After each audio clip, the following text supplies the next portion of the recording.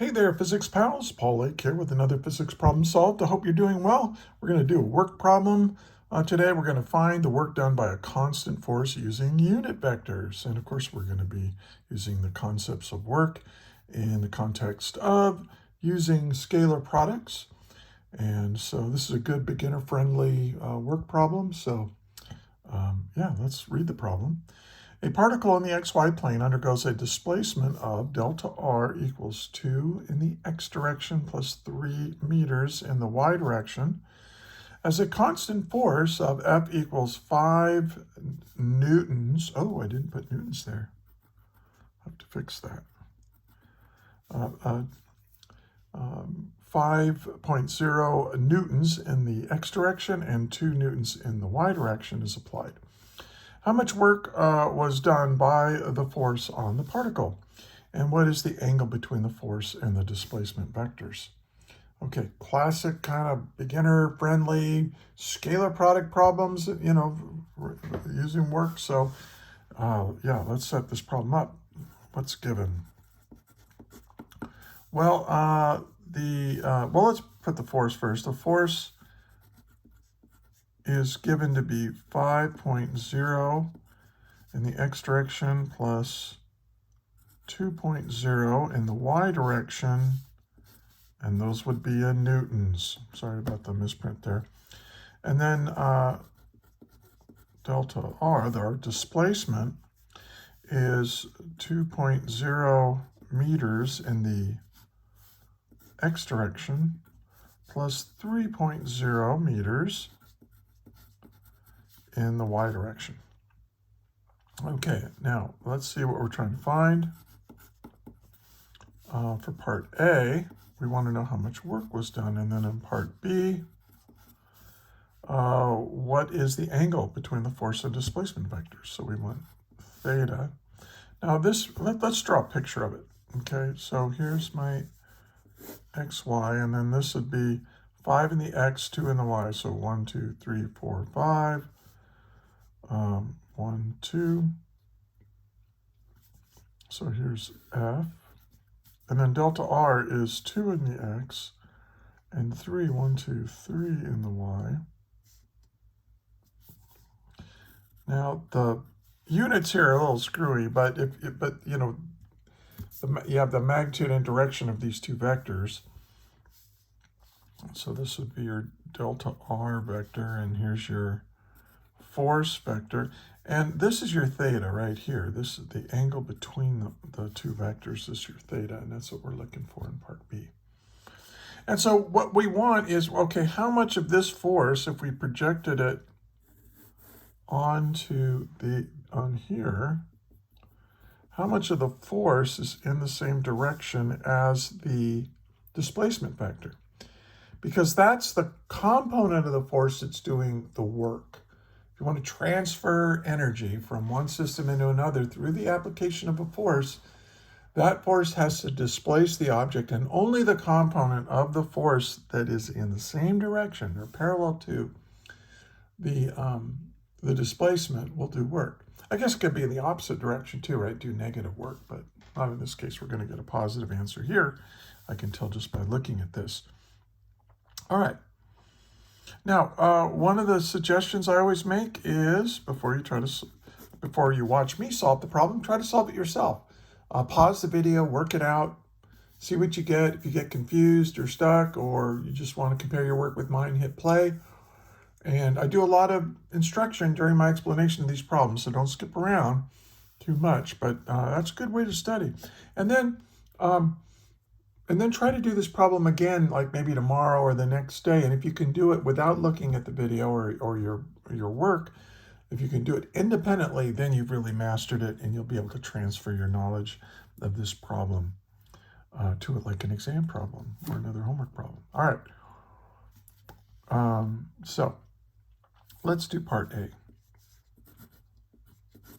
Now work, if you're in a calculus-based class, you'll see work defined like this.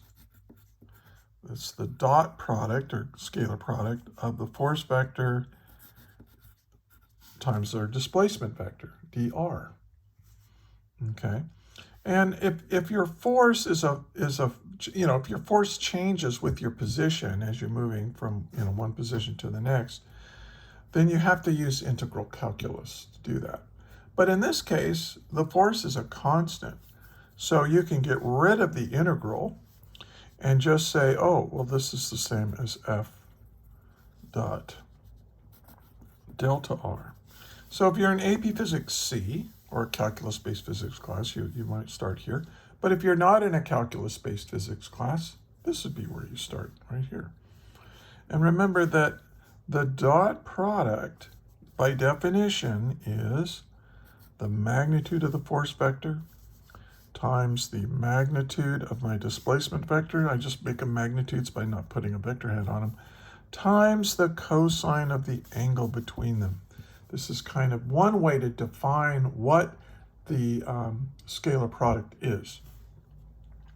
Another way of defining the scalar product is say, hey, take the x component, and I'll use an x subscript, of my force and multiply that by the x component of my displacement. And then add that to the y component of my force times the y component of my displacement. Some books actually use this as a definition of the scalar product. So it depends. Now, if you look in the description, there's a link that will take you to a Google Doc that will have other example problems like this, but they'll also have a one of my lectures where I explain where all this comes from in much greater detail than I am going to here. So check that out. All right. So I want the work now. Notice that the force and the displacement vectors are written in rectangular coordinates, and so I'm going to use this to figure out what the work is. So you have Fx. What is the x component of the force? Well, that's 5.0 newtons. And what's the x component of the displacement? That would be 2 meters. And then I'm going to add that to the y component force,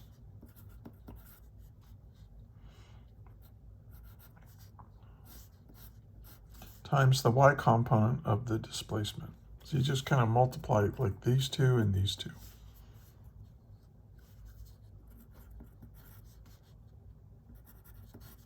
Okay, so I've just applied this to this, and so this is going to be equal to 10, and a newton times a meter is a joule of work done. 2 times 3 is 6. Newton times meter is a joule. And so this gives us the work. 16 joules. And there's my answer. If you're wondering what I actually did here, and you can skip ahead to part B. If this all makes total sense to you, go ahead and skip to part B. But I want to show you something, how scalar products work with unit vectors. If I have a I hat dotted with an I hat, I get 1, right? Because this has a magnitude of 1, and this has a magnitude of 1. And they're in the same direction. So the angle between them is 0, and you have the cosine of 0 degrees. But the cosine of 0 degrees is 1. So we have 1 times 1 times 1. That equals 1. Now the same is true for the other unit vectors in three-dimensional space. Anytime you dot a fixed unit vector with itself, you get 1.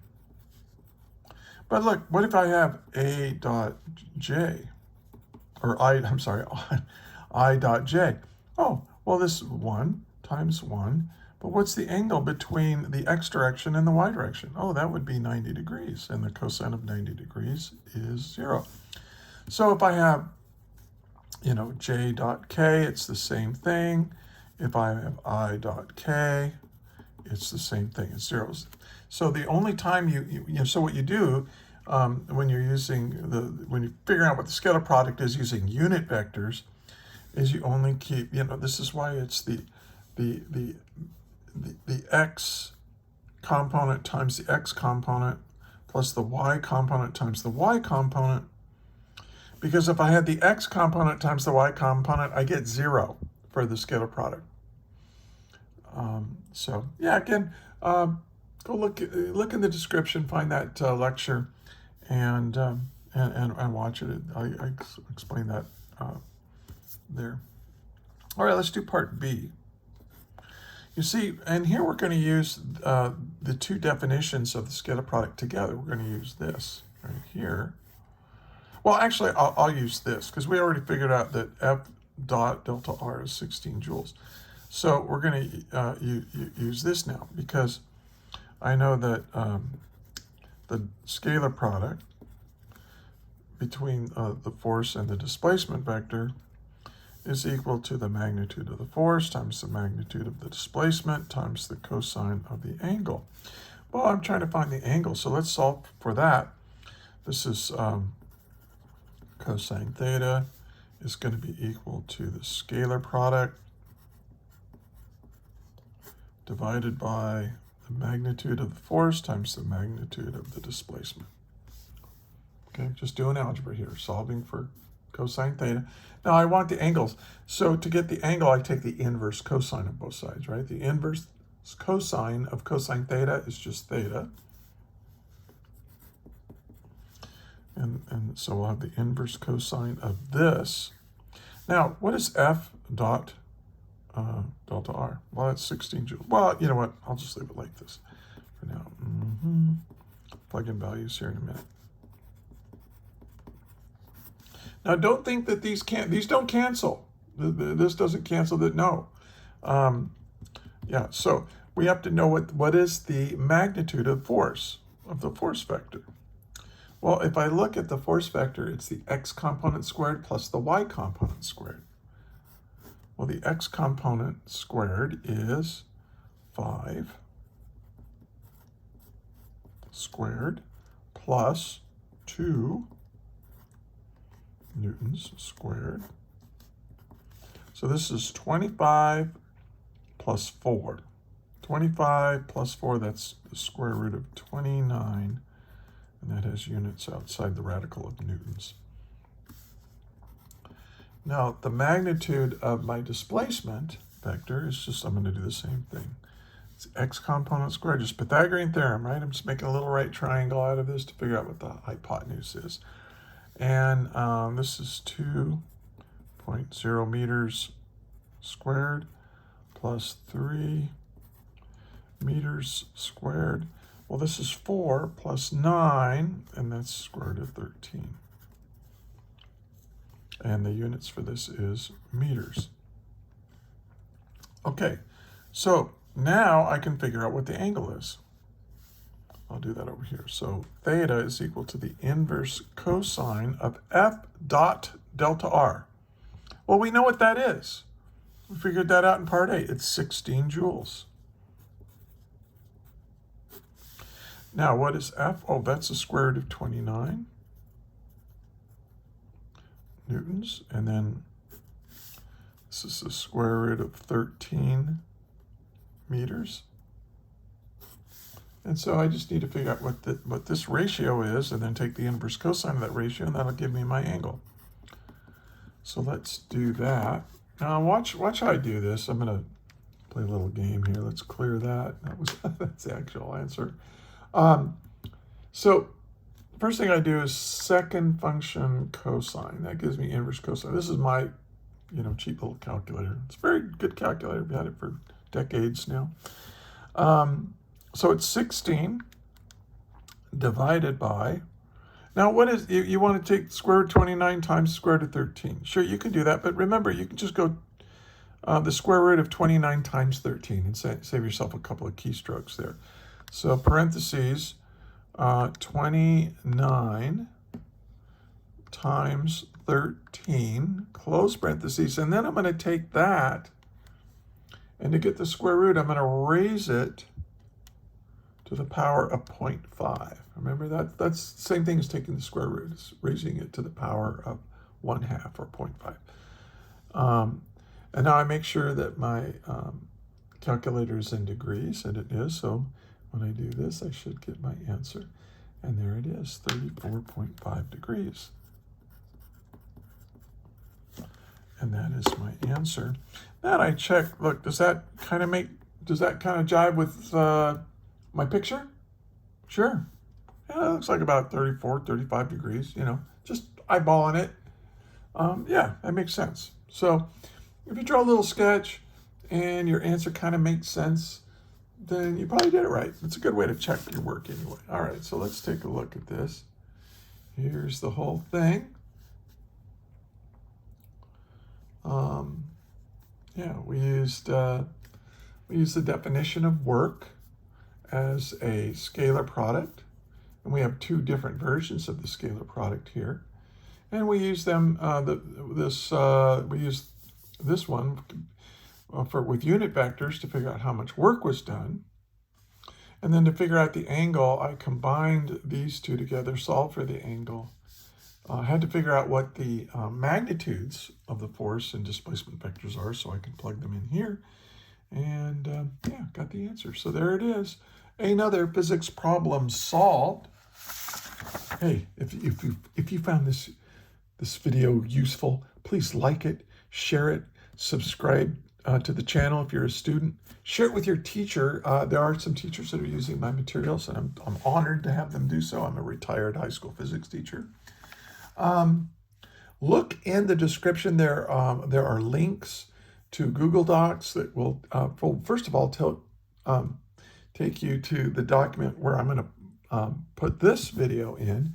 I literally have hundreds of videos of example problems worked out like this one, and as well as lectures and they're all in kind of worksheet format.